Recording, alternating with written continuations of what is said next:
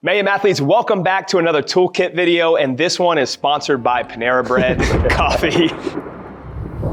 No, I'm just kidding. I don't know why I'm still holding this in my hand. Cut over me. Just say cut them off. One of the questions that we've had as we get closer to the Open and quarterfinals is, how do you prep your athletes that know they're going to make a quarterfinal, but still obviously need to do the Open? And so what we want to do today is walk you through a typical week that we train our athletes, how we build in quarterfinal limiter training, how we fit in the Open, and any strength work that will also add in. So Jake, do you want to kick us off?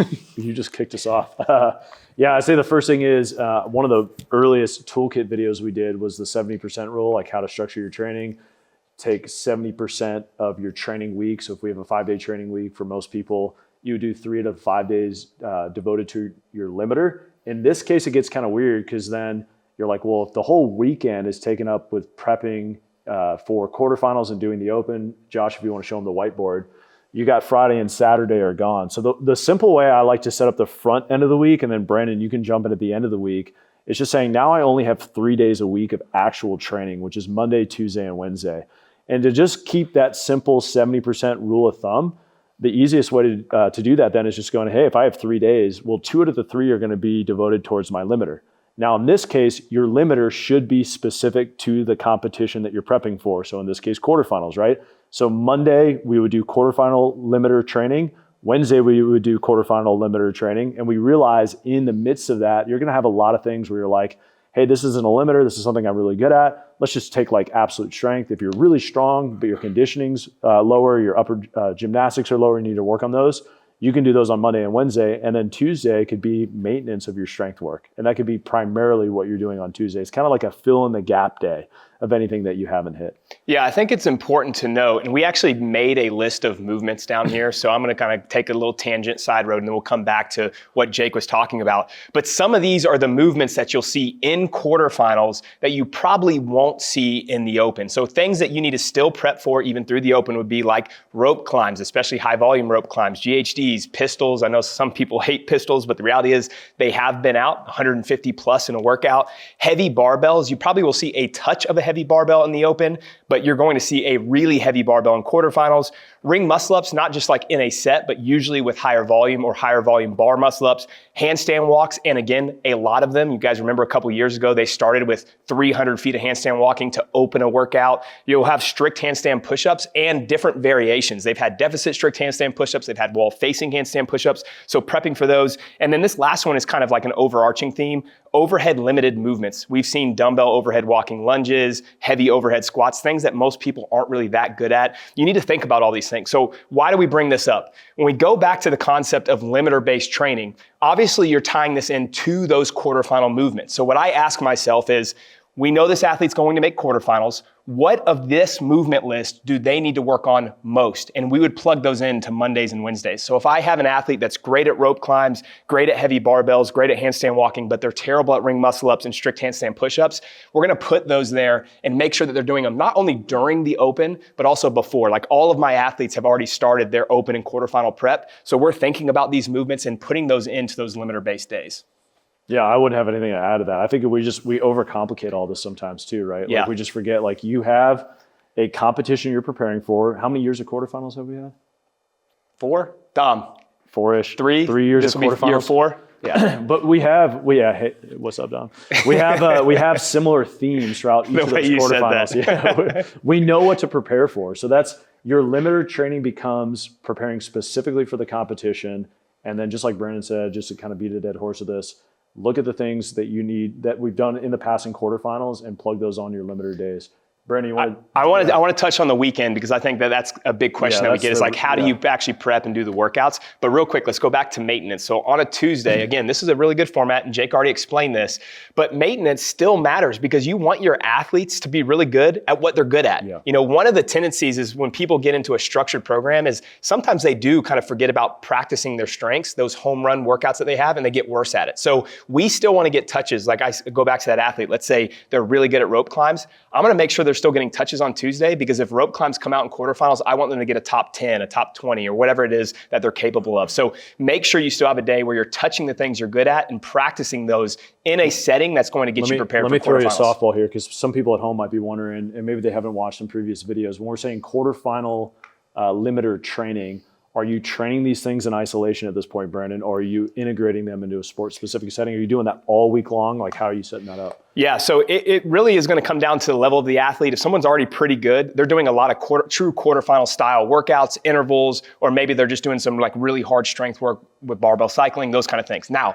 with that said, the only time I put these in isolation still would be for the athlete that's like genuinely struggling with the movement. Yeah. So if it is, let's go back to ring muscle ups, because that is one, that an athlete can get through the open because they have 1 or 2 ring muscle ups. And so, yeah, they qualify, but they're like on the bubble. And we want them to be able to do 4 or 5 in quarterfinals. I'll still isolate that. Like on a Monday, their first session may just be ring muscle ups. They start with ring swings to hip drive, ring swing to turnovers, different box assisted ring muscle ups, those different variations to make sure that they're building confidence. And then eventually throughout those training weeks, we'll get them to where they're doing a little bit more volume. Yeah, maintenance, I would say, just to make it more even more clear, build on that, is that's where you play the game, right? Because you're already good at these things. You put them in a sports specific setting. And like Brandon said, Mike McElroy talks about this all the time. Like, he would remind me, coaching years and years ago, like, make sure you can still hit home runs, right? Like, that's the biggest thing. So jump into the weekend, Brandon.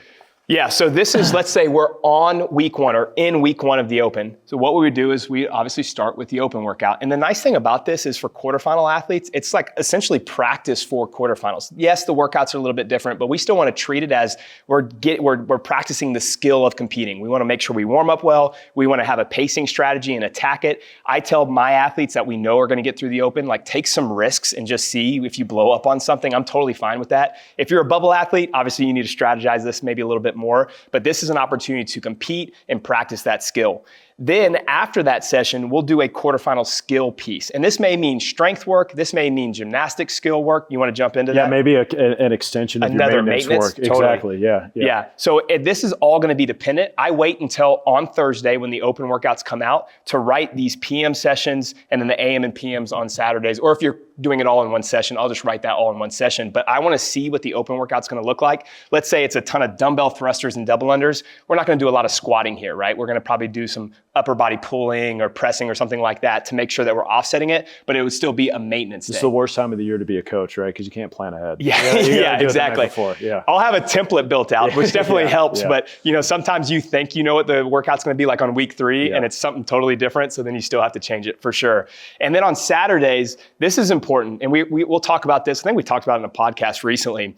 This will change from week to week based on our prep for quarterfinals. So on week 1, it may look like some slow strength work. The reason I like using slow strength work is just dependent on how hard the open workout is. If this is like a really high volume, your nervous system's beat down, I don't want to do a lot of dynamic work because you're not going to get a ton of benefit from it. But let's say it's a simple open workout. Then we can do some dynamic Olympic work. Define that. So let's say the dumbbell thruster double under work is double thruster double under. What would you do? What do you mean by slow strength? And let's say that was like a burn the house down. Yeah, let's just say it was a 15-minute AMRAP of 3, 6, 9, 12. People are getting like the round of 30 dumbbell thrusters, and they were doing 500, 600 double unders. So their calves are really sore, their legs are really sore. Instead of we're going to do snatches and clean and jerks, I'm going to make this like a slow upper body strength day. They're doing strict weighted pull-ups, strict ring muscle ups, variations of negatives if they're not that advanced, whatever it may be, to make sure they're still getting some strength maintenance, but we're not trying to crush them, especially after all the legs and the calves that they went through on the open workout. Then we would do a quarterfinal style workout in the PM session, or just condensed again if you're a 1-session athlete. Where this changes is on week 2, we would add a second workout in here. We want to get you a little bit closer to that quarterfinal feel. So they may do the open workout and then skills, and then it'd be AM quarterfinal workout, PM quarterfinal style workout. Again, we need to offset this based on what this open workout is. So we have to wait for that to come out, but we want to strategically add volume so they get some practice. One thing that we're doing in the Mayhem Athlete program, and I think a lot of our coaches, will actually go through a full simulation on week 2 of the Open this year to make sure that they're getting 4 or 5 qualifier or quarterfinal style workouts on Friday and Saturday as a full test run. And Jake, you can talk to this as far as like warm-ups and nutrition and maybe meal timing in general, but I think it's really important to practice that so that when you get to quarterfinals, you're prepared for how to cool down, how to warm up, when to eat, when to warm up again. I would just say most people who make it to quarterfinals, and I think it's because they think that they're restricted in time, and they may be too, right? But you'd be surprised, like you're saying, how much you could get in a 90-minute session. The reason quarterfinals breaks people down and beats them up so bad is, yes, it's some of the higher skill movements, one, but a lot of times too, nobody has trained that much intensity and that short of a time window before, right? And so this is the most strategic way of titrating up the amount of volume of pure CrossFit competitive style workouts and using the open to your advantage to do that strategically. Yeah, we would almost have to probably have a... Yeah, I was trying to tee you up. I know. You love the nutrition stuff. I would say this. Yeah, that is a great time. So if you know during quarterfinals, especially if you're a full-time job, you're a parent, and you're like, man, I'm going to have to knock all these workouts in 2 days. I'm not doing any repeats. Well, you do need to use this time then to test what your nutrition is going to look like over the weekend. And let me say this too. When you say test nutrition, here's a mistake that people get wrong. They think they can test it one time. You cannot test your nutrition one time, right? Doesn't mean everything is, likely nothing is going to go perfectly the first time. If it happens, great. Use the open, use all 3 weeks of the open to test out your timing, the amount of calories that you're getting in, the amount of carbohydrates, all that sort of stuff. You can watch some of our old videos for recommendations on that and a place to start. But test it each week and make a slight refinement each week so you have at least a semblance of a plan going into quarterfinals. That's all I would say. Yeah, see, I told you he was going to riff on it for I want so bad. I almost fell asleep there for a second. It was taking so long. I'm just kidding. I'm just kidding. So that is kind of the setup of the week. Obviously, if you're following either one of the NPC coaches programs or the Mayhem Athlete program, we're going to build this out for you. We actually just had a meeting for the Mayhem Athlete program of how we're going to do this in the simulation weekend. All of our coaches get on a call every single week to plan this out. So that will be built for you. But if you are on your own, you don't have a coach, follow a template like this and you're going to be much better off for quarterfinals. Well, actually, I know that was like great closing, but one more thing. If you're following Mayhem Compete, right? Like the beauty of Compete, you get the whole week. So you can take Compete, and a lot of you guys do this at home already, and you can make it work for yourself, right? You can pull pieces from different days, and we have so many different tracks and options where there's no reason why with everything that we have available, you couldn't structure your week, with this 2 limiter training and then your maintenance day by just moving pieces around strategically. And just to finish too, if you have any questions on how to do that, JakeFoster@MayhemNation.com. You can email me, Brandon. It's Brandon Dorman. Yeah, Brandon Dorman. MayhemNation.com. Send us your questions. We'd love to help you guys out.